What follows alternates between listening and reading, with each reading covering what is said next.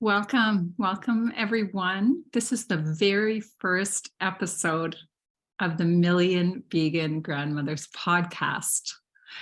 And I have the honor of interviewing and sharing conversation with my beautiful friend and fellow vegan grandmother, Reverend Beth Love. And I'm not going to give a long introduction because I want Beth to share her biggest passions and greatest work that's going on right now with her organization, Eat for the Earth.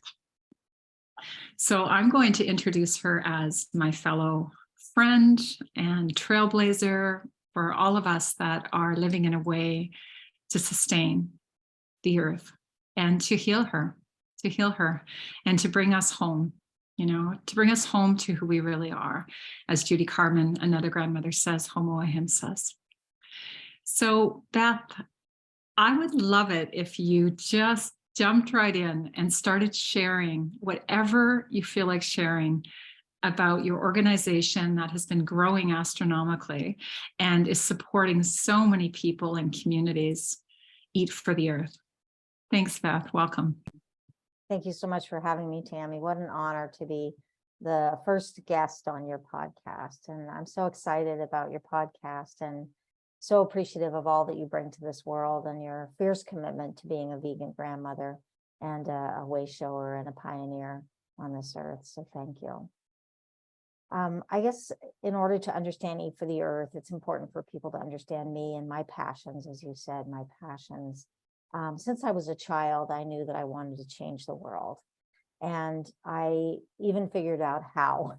By about the age of 10 years old, I realized that if we were raising children in a way that allowed them to blossom, that supported them in having their needs met, that gave them the tools that they needed to interact peacefully with each other and to make a positive contribution in the world, that we would have adults that would grow up from those children that would change the world, that would be the way that we could bring about world peace and a world in which everybody was fed and nourished and so many other great things. I'm 65 years old, and so I wasn't so aware of the climate crisis or the biodiversity crisis or any of those things. But I knew the children needed to be treated well, that they needed love, that they needed care, and that they needed to be respected. And so my life continued along those lines. By the time I was 9, I was caring for my little sister.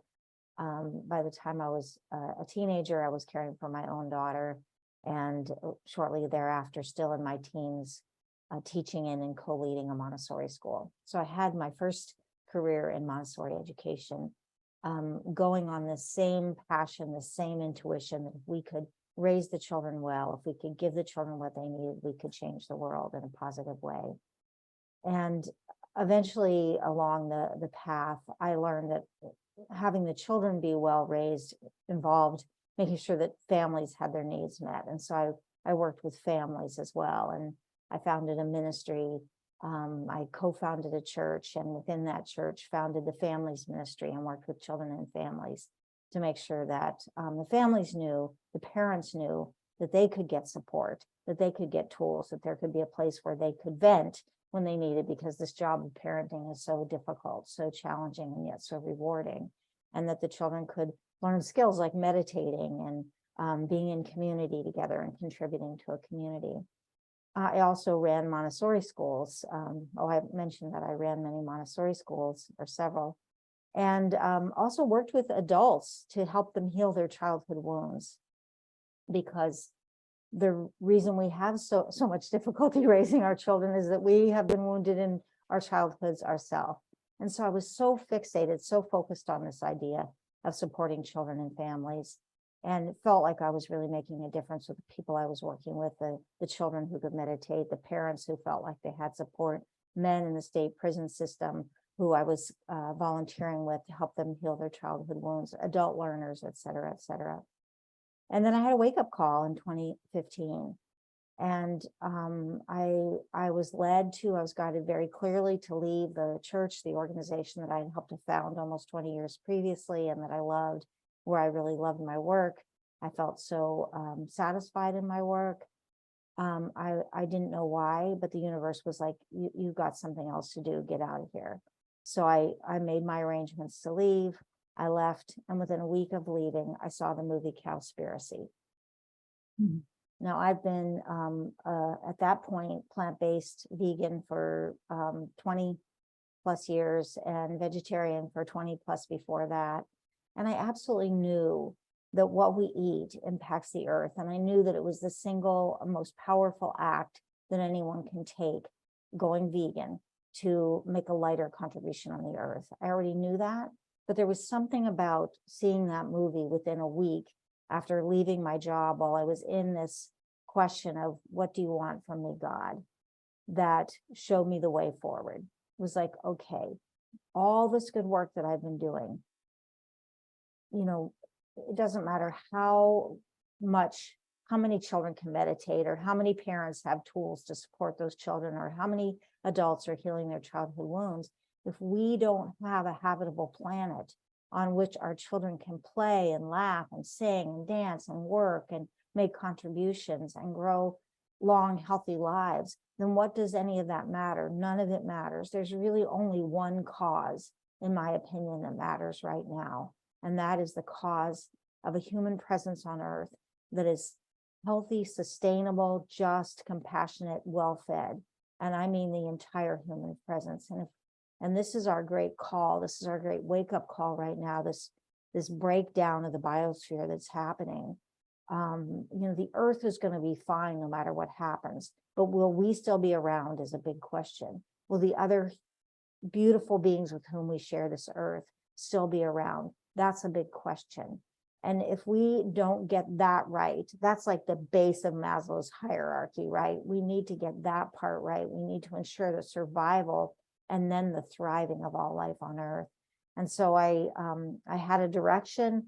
I started teaching people how to make good vegan food. I started teaching classes, running programs, supporting people, coaching, helping this transition that must occur to a plant-powered world, plant-powered human presence on earth.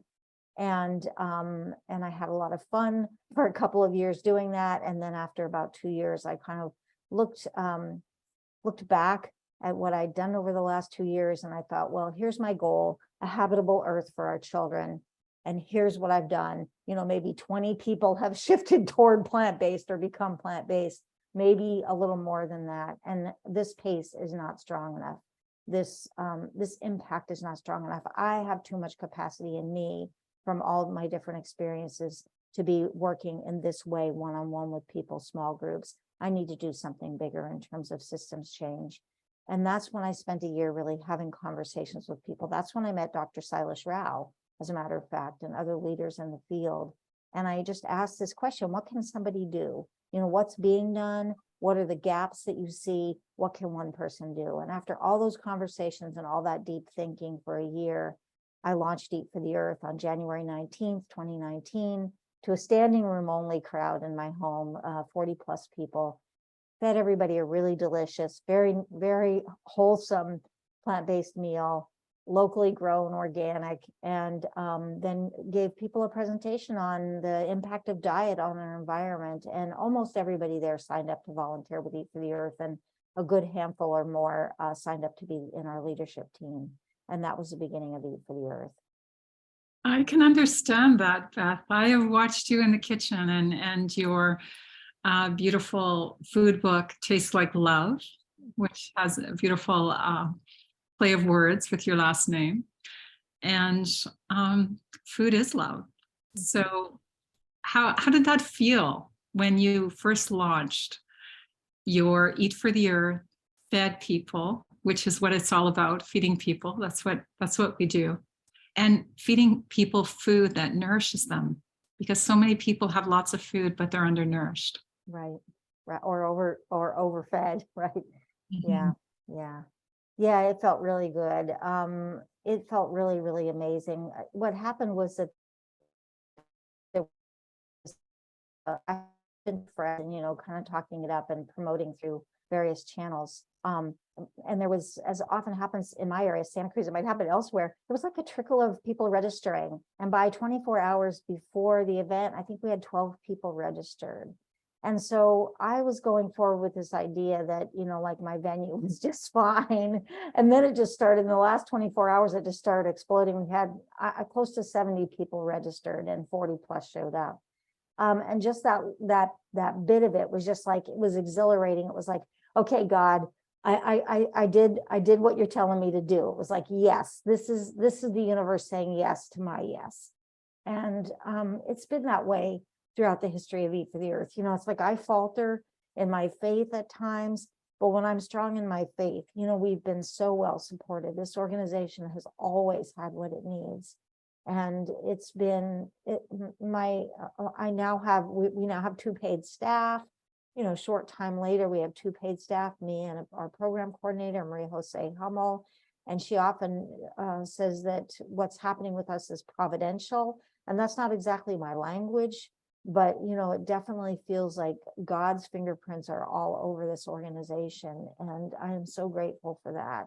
And I just keep praying to be in alignment, and to have it be not my will, but thine be done, and be in a state of humble expectancy, while also claiming and knowing that there are things for me to do, and there are ways for me to show up as my big self. So it's not about being a puppet, being tugged around by a God in the sky, but being a co-creator with the divine, and trusting that even though there are forces in the world that appear to be huge, that appear to be counter to our mission of a plant-powered world, of a vegan world, there are these huge forces, but they do not have the last say, or then they are not as powerful as the one that we serve and that we are. Thank you, Beth. Beautifully said. And I wonder how many people, when they're asked to step up, that divine, well, who am I is often the question. And, Marianne Williamson would often say, well, who are you not to? Who are you not to step up into what you've been called into? Mm-hmm. But it provides its challenges, doesn't it? It's constant filling the space, and the faith and the understanding that we will always be given what we need to continue on. Mm-hmm. And it brings me to just a bit of maybe a bit of a sidebar that I think about a lot in this area. One of the greatest gifts that come from that as a vegan, and I've experienced it with so many vegans, when I step out into the world and I see how much suffering there is, and just the lack of brightness in people's eyes. And then I connect with my community that are very committed, to solving this, and to knowing that it's possible, not just possible, but holding such a deep faith that you do. And Dr. Silas Rao, and, Judy Corman, and Dr. Will Tuttle, and there's so many people that are holding the faith and working towards it in joy. I see the freedom. I see the freedom in their eyes, that they understand something that we can't understand unless we understand that liberating humans, earth, and animals is what we're here for. And so we support that by the way we eat and by the way we work. Yeah, absolutely. Yeah, it's a process, and it's a process that continually refines and grows me. I can it's this beautiful honor, and doing this work is what helps me to stay upbeat and positive, because I feel like I'm making a difference, however small. I'm supporting the needle and shifting toward where it needs to be, and otherwise I would be in despair. And I think a lot of people are in despair, and a lot of people are anesthetizing because that despair and the cultures in which we swim, particularly, I'm aware of the culture in the United States. It encourages people to anesthetize, and it encourages overwhelm. But when we take action and make a difference and fill our lives with people who are interested and moving in that direction, taking action, then we can become a really powerful force for good on this earth. And I absolutely believe that we have so much power with our with our consciousness. And so it's this onus that I feel, not to deny those feelings of despair when I go there once in a while, not to just deny the size of the challenge before us, or to split off any part of myself, to allow those parts to have voices, but to keep coming back to the faith, to keep coming back, to keep bringing my mind back into alignment with the truth principle, which is that we are co-creating this earth, and we have the power with God to do what needs to be done. And that is really what keeps me going. I was reminded of a little story. Can I share a little story? When you were talking. So just to be fully humble, as well as, stand in my powerful self, but also be fully humble. It's like this moment to moment practice, really. We were invited to attend an event where environmental organizations were going to be tabling. And so I said, well, gosh, could we table? And it's the first I had heard about the event, so it was a little late in the process. And she said, let me check. When she finally got back to me, she said, you can table, but you have to come by yourself because we're at capacity on the building. So I hesitated because we do food sampling at events. We put out these big displays. It's a big production when we table. And so I said to her, well, can I have some setup and tear down help? And she said, can I bring some setup and tear down help? And she said, no, we'll have plenty of volunteers that can help with that. So I showed up. The event was outside. The venue that was packed was inside. I could have had 10 volunteers, and they didn't have volunteers to help me, but luckily someone at the booth next door helped me. So I just watched myself, like, through that whole hour, hour of setup, an hour of the event, kind of going into this victim place and having to kind of pull myself off of it over and over again. And what happened was so interesting, because the main event was the talks that were happening inside, and the resource fair was before that, and very few people showed up to the resource fair. So there was this kind of feeling of stress, like this real human experience of, oh my God, it's windy, I didn't bring sandbags, the banner's falling down, I have to let go of the banner, et cetera, like that whole kind of stressful human experience. While I'm continuously going, okay, if I speak to one person a day that changes their diet, or that invites me to talk, or, whatever, like, it's going to be worth it. And just continuing to pull myself out of it. And what happened was maybe 50 people attended the resource fair, maybe 12 people came to my table. But we got invitations to 2 more big events involving youth, one of them organized by young people. And we got invited to speak at 2 Cabrillo college classes. And we got invited to come speak at the County Commission on the Environment. So, like, it was just like, if I keep the faith, and if I keep stepping into it, and I keep dealing with those parts of myself that are so human, and saying, this is your calling, you are here on purpose. And it doesn't matter if you don't have your team to tote your stuff, or to help you set up, or to serve the samples, or whatever. God is enough, and God is with you, and that's enough. And just, if I keep doing that, it's like so much magic happens. There was even more than that in terms of connections that were made in that small group, small window of time, with all that chaos. I love that you mentioned that, because, it's when I coach people, it's the number one thing to clear in order to, rock our mission, is to get rid of that victim. And, people have a real difficulty with that word, but it simply means feeling like there's something wrong, and that we have been wrong done by somehow, and it's like, no, like Rabbi Cousins said, beautiful Dr. Cousins, who I studied with, Gabrielle Cousins, is that if it's happening, it's meant to be happening, and the universe, has our back. And that's what I've seen in you, all the time I've known you, Beth, is your ability to transmute whatever's happening into faith. I've seen sometimes, that stress in the moment of preparing, and then the ability for you to come back into alignment. And truly, that's what we're all here for, that humbling experience of of the human experience, you know. I think it is how quickly we return. It's not that we leave, it's how quickly we return and go, this is my mission. I had that humbling experience yesterday, you know, with an organization that I am working with. And I was like, how do I manage this? I'm not a very organized person. How do I fit it in? And then it's shifting that a vision gives us something to hold on to in the stormy weather. Absolutely.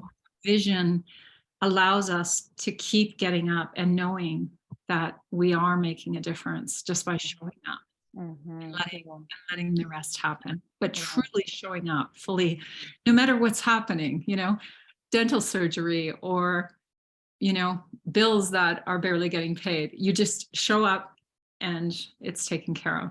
Absolutely. Absolutely. Yeah. Yeah.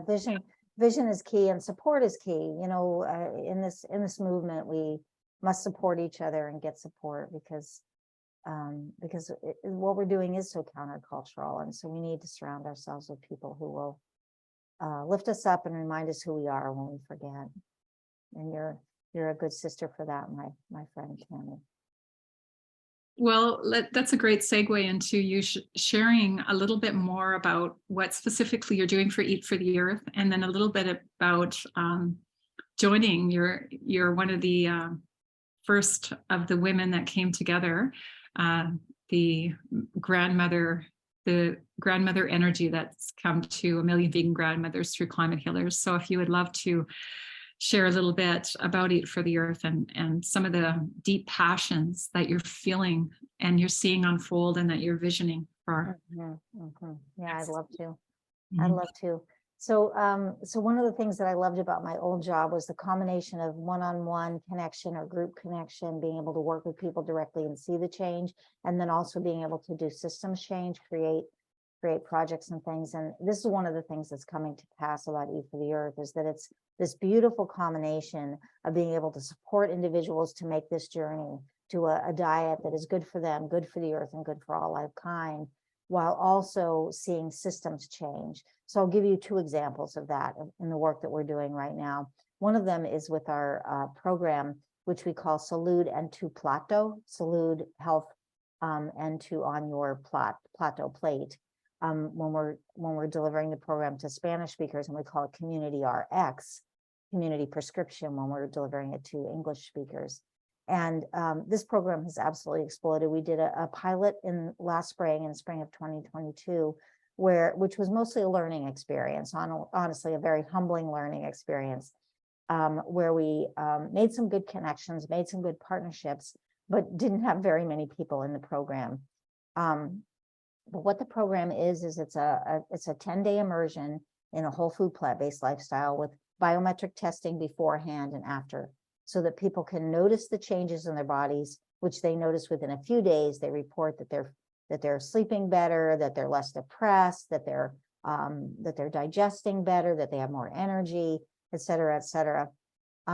So that happens within a few days. And at the end, they get these test results, and our results have been remarkable. We have not had one single person. We've done now 5 rounds of the program, including the pilot. We have not had one single round where there was anybody who had not improved in some biomarker: cholesterol, LDL cholesterol, triglycerides, glucose, BMI, blood pressure, blood sugar. Something shifts. And for some of them, everything shifts. And for some of them, everything shifts dramatically. For example, in our round in December, there were some people whose a number of people whose LDL cholesterol was too high to measure. At the end, nobody's LDL was too high to measure. And at least 2 people, it was down at such a safe range, down in the 60s, that Dr. Michael Greger would call them heart attack proof. So to go from deadly levels of the contributor to our #1 killer disease, heart disease, to heart attack proof in 10 days is pretty remarkable. So we're doing this, and the systems change aspect is that we're doing it in partnership with healthcare institutions and with community organizations. So, for example, the round in December which we had 34 people sign up for, and 34 people do.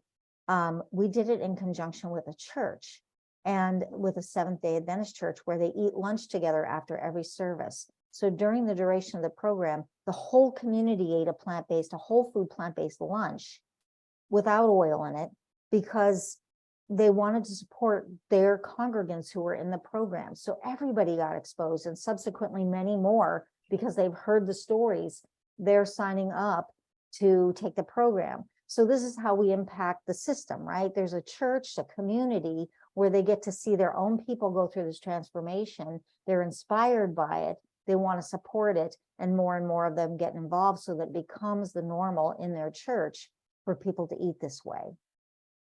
We've been partnering with a nonprofit clinic that serves the lowest income people in our community, primarily farm workers and other low wage workers who are Latino or Hispanic.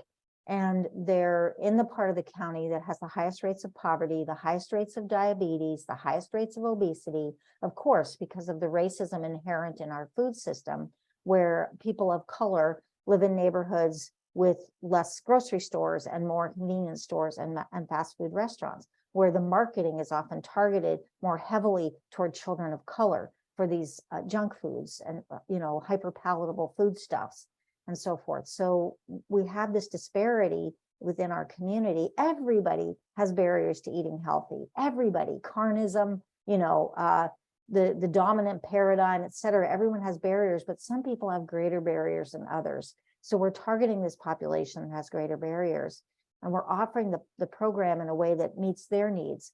We learned that many of them don't have email or don't check email, can't log into an online program. So we're giving them, every day they're getting texts because they have smartphones, and the texts have a link in them to a food demonstration or to a nutrition lesson, or we're giving them encouragement in the text. We're answering your questions. And we have 3 in-person meetings as well, where we feed them a delicious meal, and we do the biometric testing beginning and end ourselves. And we're just having remarkable results. And we're partnering with these clinics, so their healthcare providers are referring them and seeing the changes in them. So our intention is to change the way medicine is practiced in Santa Cruz County, and to be a model for other counties that can do this as well. The next round is going to be with the county clinic in that same part of the county, and the clinic manager himself is planning to take the program. He said, if you can get me to go plant-based, I'm a big meat lover. If you can get me to go plant-based for 5 days, you get a medal. And I said, he was impressed by our results, by the way. That's why he was talking to us. And I said, well, what about if you do it for 10 days and take the program? And he said, I might do that. So now he says he's going to do it, and he's emailed his entire clinic staff and encouraging the staff to both take the program themselves and refer their patients. So that is systems change in process, right? And it's also changing individual lives. So that's what's exciting to me. The other example that I want to give in terms of individual plus systems change is that we were invited to table at 2 pop-up fairs at local high schools, Nutrition Month pop-up fairs. And so we did one this week, and then the next one is next week. And we said, here's what we do. We'd love to come table. We bring food samples, we bring interactive materials where the kids can learn through doing about the impact of diet on environment. We have displays, we have literature. They said, that all sounds great. What kind of samples are you going to feed? Turns out the food services manager for the whole school district wanted us to sample foods that they could replicate in the cafeteria if the students liked them. So I changed the recipes from the flan recipe I make with cashews, right? Everybody loves it. It's really delicious, but I figured out a way to make it with oats, because that's going to be more affordable for them to do on a scale. And it's going to be more likely to be able to be utilized. So developed recipes that they can actually go to scale with. And the kids liked all of them. So, so now they're going to be feeding Taste Like Love recipes to the children in our Santa Cruz City schools. So it's just so exciting. And then to have those, I was not there at that event. One of our stellar volunteer leaders led that event, but I'll be at the high school this coming week. But she said that, like the conversations with the kids, like being able to change one person at a time, show them a big display that shows, okay, here's the environmental impact of different, let's say, for example, the carbon emissions or carbon equivalent emissions of different foodstuffs, and to have the little beef cow way up here and have the tofu, way down here, and everything, like all the animal stuff like this, and then the plant stuff, whoa, down there, like for kids to be able to see that when they care so much about the earth and they know they need it to be sustainable for them to live here. It's just like it's an opportunity to make a personal impact while also impacting the institution. So that's what's exciting to me. So much. I'm so honored. You're one of the million vegan grandmothers that have joined our community and doing this work, Beth. And so how many volunteers do you have right now working with you? How many people are part of your association at this point? Yeah, it's more of a kind of a movement than a like, it's not, we don't have a membership organization, so it's hard to pin pin down a number. But between our Facebook groups, our meetup, and our mailing list, we're approaching 2,000 people who are somehow involved in some way. They express an interest. We have a strong core of volunteers, I would say about 15 that are very regularly involved. And then we have 60 or 70 people who are on the volunteer list and available, and who I can call up and see if they're available that time. We have a board of directors now because we incorporated as a nonprofit in 2021, and very active, amazing, phenomenal board of directors. And again, we have 2 staff members now, paid staff. Maria Jose Hummel is a godsend. Another example of how this organization has been so supported.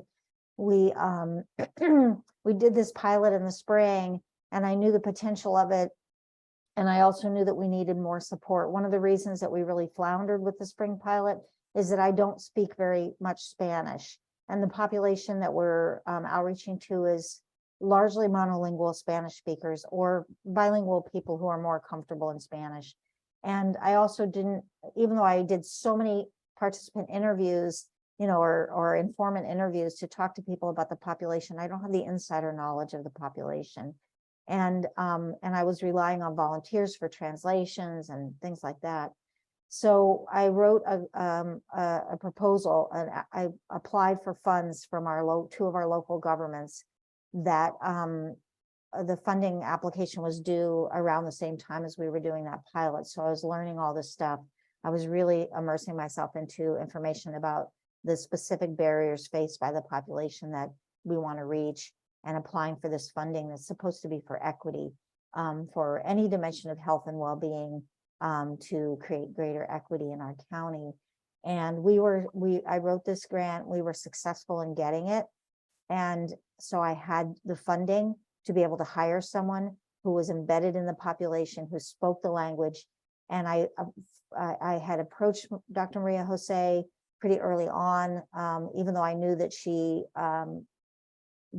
it was very highly a big stretch, because the salary was not super large, the hours were great, it's a full-time position. I know she had a lot going on, but she's a person I had already known, who was already working in this field, who's already plant-based, who was already focusing on the Latino population, who was already helping people heal diabetes, which is really one of the biggest issues in that population, through plant-based diet. But one of my leaders kind of prodded me, talk to Maria Jose. So I talked to her, and she was like, well, it's not enough money. It's too much out. It was like, it's so predictable, but send me the job description. I'll see if I know anybody. So I sent her the job description, and it was so inspiring to her. But when I called her up to kind of check in a month or two later, when I was not finding anybody qualified, and these people who were applying, lovely people, don't get me wrong, but didn't even live in the area and wanted to do it remotely. I just called to check in with her, see if maybe we could work something out, less hours or whatever. And she said God had been working on her, and she really wanted to support what we had to do. Okay, she has a master's in public health, a master's in human nutrition, a doctorate in naturopathy, and she's been doing this work for years. And she has this treasure trove of materials in Spanish and English, recipes, food demos. So, it's like just Eat for the Earth has been so supported, It's beautiful. providential. Yeah. This time with you, Beth, has really increased my faith and the ability to just show up and keep working towards there. It's beautiful. Yeah. Thank you. Any final things you would like to? Well, you wanted me to share about the vegan grandmothers. So I want to say that as much as my heart is with the vegan grandmothers and I don't get to support as much as I would like, I really feel inspired by your passion for this cause. And I do believe that when we get anyone who has that consciousness of a grandmother, who's like a fierce lover of our young people and knows the potential and knows the importance of creating a human presence on earth that is supportive of our young people, that is so crucial. And that's such a key insight you had. And so I just feel so grateful to be, considered a part of this vegan grandmother circle. And just really for my dear grandchildren, I mean, that's what motivates me. That's what's motivated me since I was a child, was caring for the children of the world and wanting them to have, a place where they could live and grow and be happy and contribute. And, now that I have 3 beautiful grandchildren of my own, it's not that I care any less about the children of the world, but it's much more concrete to me, this passion that I want these children to have an earth that will sustain their life, healthy lives, compassionate lives, just lives over, a full length of time. I have so much sadness about some of the millennials that talk about how they don't even, think about whether to go to grad school or have children or not, because they don't know whether it makes a difference or not, given that they're not sure that they're going to be able to have a planet to call home. And so this grandmother energy that you're gathering in, that you're calling forth, really is powerful healing energy. And I just salute you and give thanks for you, and I'm grateful for this this circle that is growing in your loving, nurturing care. Thank you, Beth. Thank you. And how can people find you? They can go to eatfortheearth.org. And that is our website. We also have 2 Facebook groups if people want to join our Facebook groups, and those are linked from the front page of the website. We have a mailing list. We send out information fairly regularly, but attempt not to overwhelm people's inboxes. And we have opportunities for volunteers near and far, even though we started with this idea of acting locally and thinking globally. And we have lots of partnerships with people, climate healers, Tammy Hay and Plant Pure Communities, PCRM, all sorts of organizations and individuals around the world. A lot of our activism is direct local activism, but we also do engage with coalition. We love to partner with people, and we have opportunities for volunteers, whether they live locally or not. More for local volunteers. You're not going to be able to come help us prepare some delicious food to sample out at a high school, or to feed people who are transforming their lives through a diet change if you live remotely. But there is an opportunity for you to serve regardless of where you live, and we would love to play with you and serve with you and change the world with you. Thank you, Beth. I would be honored, as all the listeners would be, if you would just end with a blessing and a prayer. Thank you. Okay, let's just pause for a moment. Let's take a deep, deep cleansing breath together. And let it out. Let's take another deep cleansing breath. And release. One more deep breath. And as we release the breath, we release tension, worry, fear, anxiety. And as we breathe in grace. and understanding and compassion, possibility, consciousness, freedom, and ease.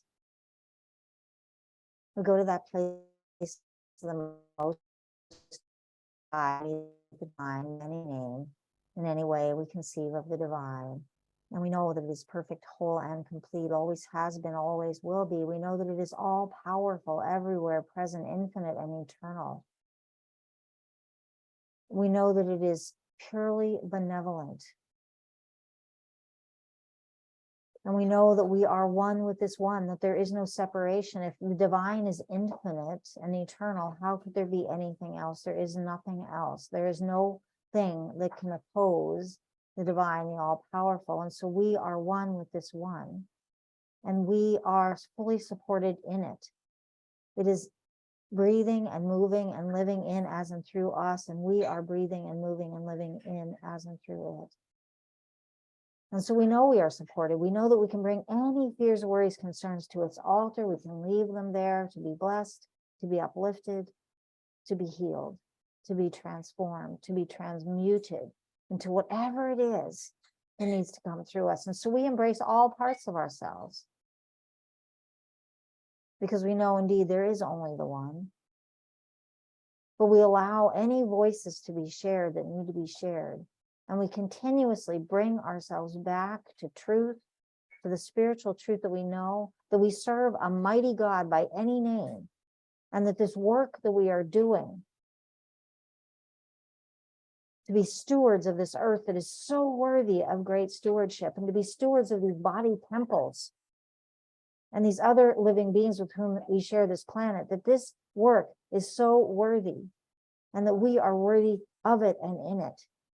And that we are guided and fully supported in it. So we can relax, we can trust, we can know that all of this is in the capable care of the one who is all powerful.